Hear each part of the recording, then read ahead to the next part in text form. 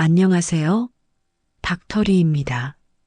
파킨슨병은 1000명에 1명꼴로 발생하는 것으로 알려져 있으나 60세 이상 노인 인구에서는 빈도가 높게 됩니다.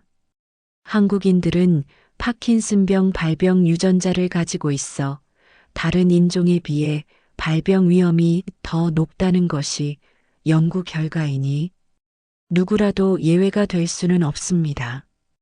또한 파킨슨 증후군, 파킨서니즘은 느림, 떨림, 강직, 자세, 불안 등 파킨슨 증상이 보이는 모든 경우를 이르는 말이고, 파킨슨병은 파킨슨 증후군 중 도파민 신경세포의 변성으로 발생하는 한 종류의 질환을 말합니다. 즉, 파킨슨 증후군이 더 넓은 개념의 표현이 되었습니다.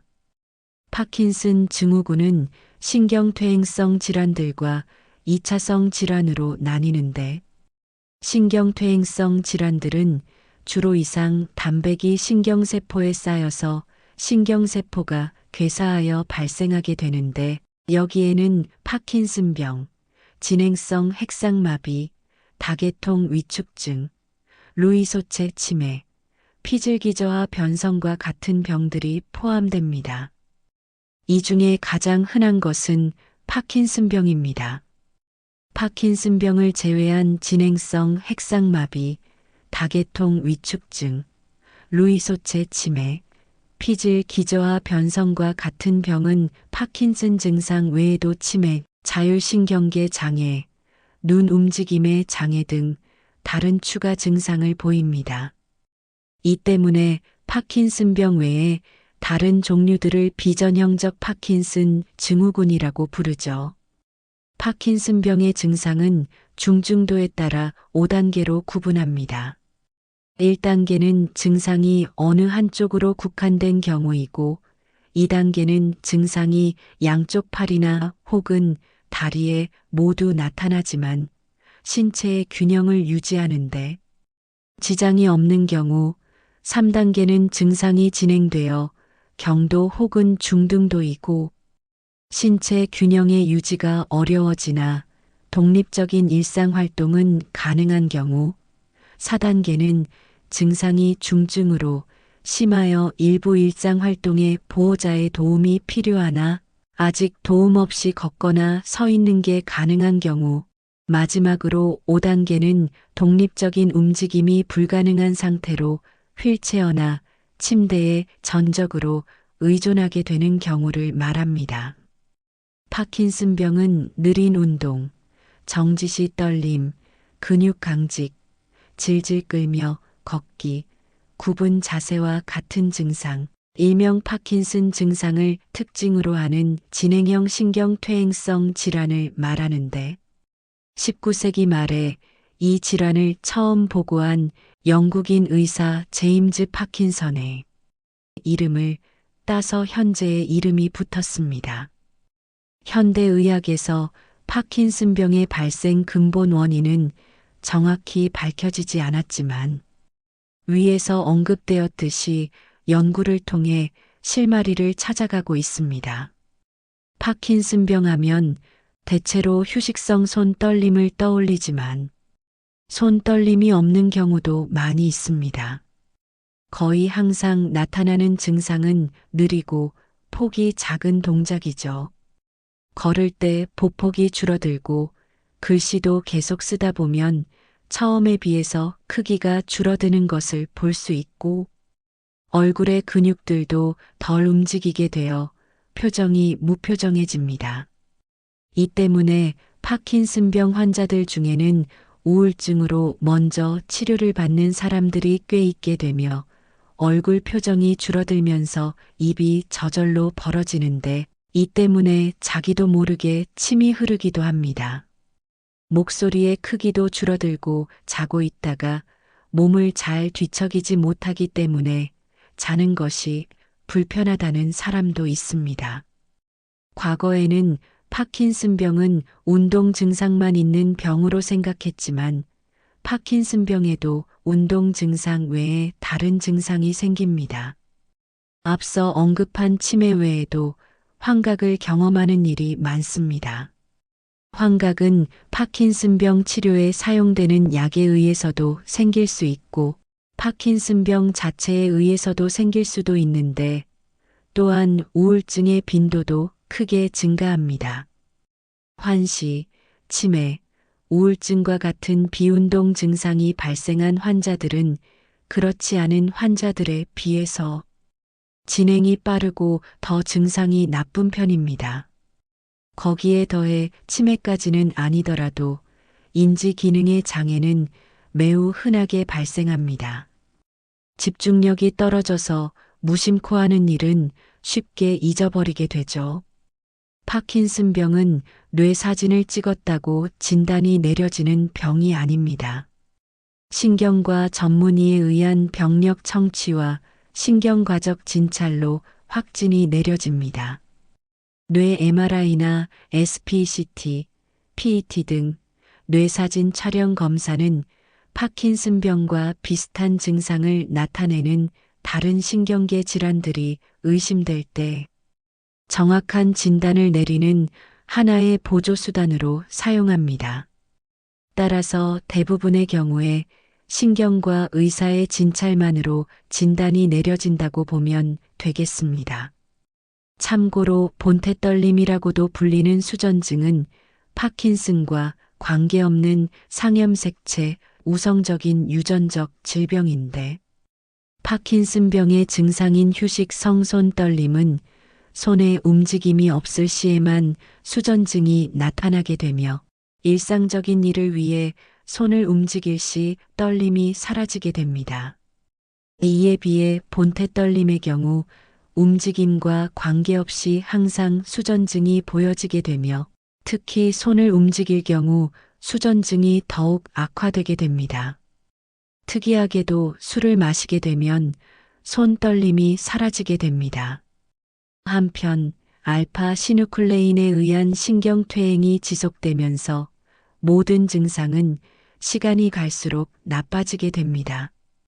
처음에는 한 손에만 증상이 있다가 반대편 손에도 증상이 생기고 걸음이 단순히 느린 것에서 균형을 잡기 어려워지죠.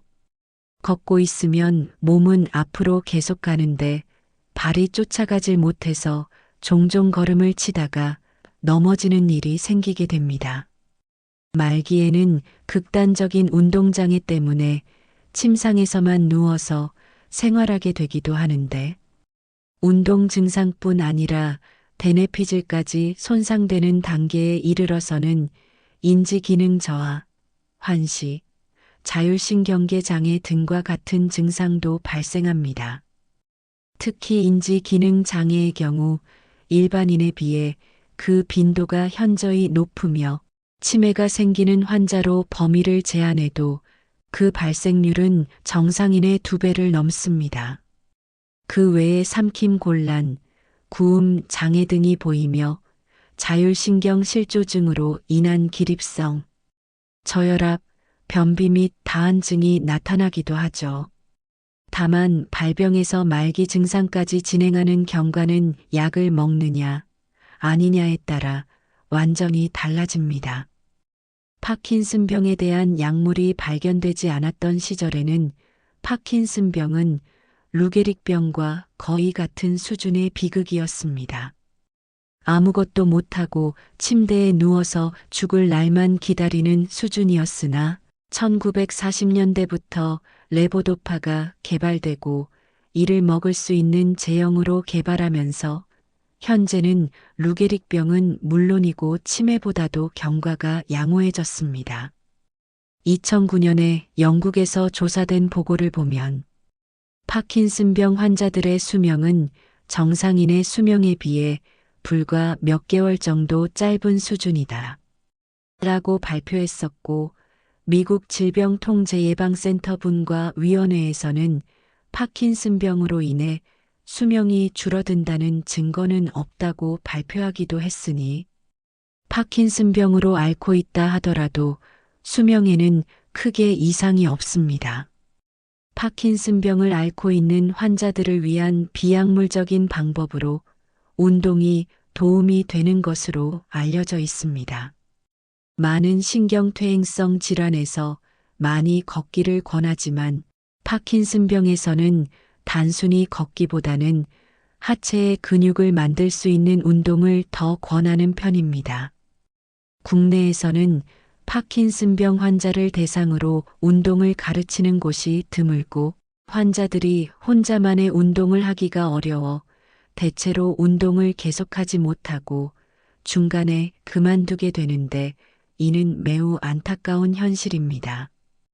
파킨슨병은 초기 2~3년 동안에는 적은 용량의 약물로도 충분한 증상 개선 효과를 얻을 수 있으며 별다른 어려움 없이 일상생활을 할 수 있어 이 시기를 허니문 시기라고 합니다.